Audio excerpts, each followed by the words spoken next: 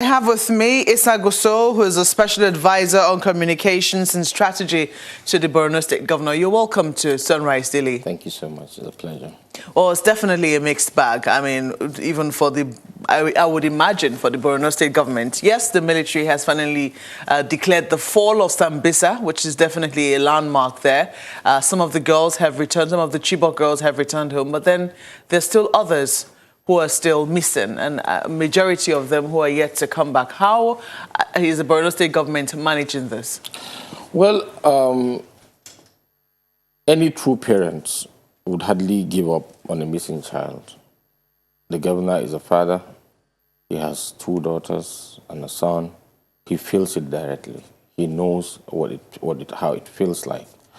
And I think, like the Chibok girls themselves have said, apart from their parents, I don't think there is someone that champions the cause of the Chibok girls in the real sense of it, like the governor's wife.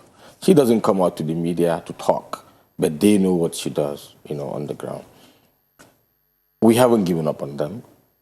We are very hopeful that these girls, the remaining girls, will eventually be found. We are happy that some of these girls have been reunited with their parents, even though they are still under rehabilitation program being organized by the federal government. We are very hopeful that the other girls, we haven't given up on them, and we would never give up on them. Well, yesterday was the official briefing. I mean, the military gave an official briefing and an update on the status of the battle of Lafia Dole in Maiduguri. And the governor, I think before that time when it was announced that Camp Zero had fallen in Sambisa forest, the governor said that was the best Christmas present that the people of Borno State would receive. Can you tell us what the mood is like in Borno State? The mood is a strengthened hope. Everybody, we believe that we are now seeing the light at the end of the tunnel.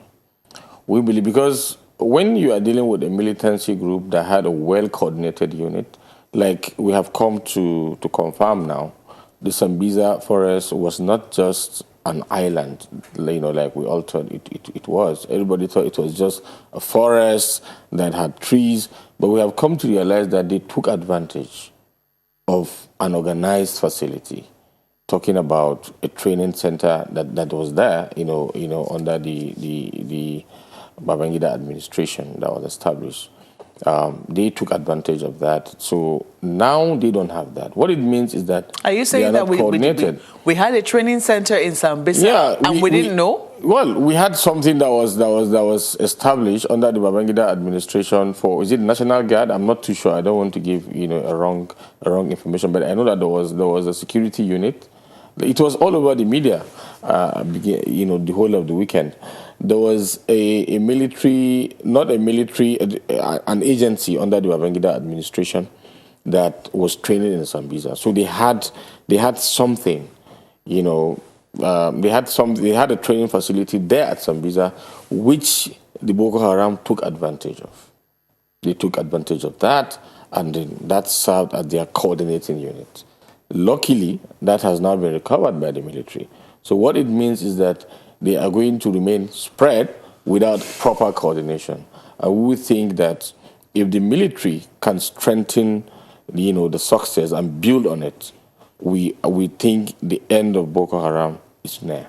Well, I'm sure you know that statement has implications. I mean, the fact that we had a facility that a lot of people did not remember until the military finally took it over. And meanwhile, a terrorist group had taken advantage of it and exploited it to the fullest. I mean, it definitely has implication for institutional memory. It has implication for how it is that we maintain the facilities that we have and who knows what is where at what particular point in time. But, let's talk about the victory of the military now. Some people say that, yes, the battle might have been won militarily, but then it now moves to another type of battle because Boko Haram ideology, the terrorists, began with an ideology, and now we're saying that we've captured quite a number of them. What is the plan to ensure that the ideology itself is also defeated? Well, if you go back to memory lane in the last, I think the greatest mistake that was made was that some of these Islamic scholars who had the knowledge, who had the readiness and commitment to fight the ideology, we were left vulnerable. If you take a look at one of the famous Islamic cleric that was fighting the ideology was Sheikh Jafar Adam in Kano. He was regularly coming to Maiduguri every Ramadan. He had a lot of followers, and he had even sat with the late Muhammad Yusuf for a debate. And then I think he was able to defeat Muhammad Yusuf, intellectually. He was killed. Apart from Sheikh Jafar, you have the other one in Sheikh Albani in Zaria, who was also, if you listen to Sheikh Albani's sermon, I have it in my phone. If you listen to it, you will just wonder why that man was not given, so much protection.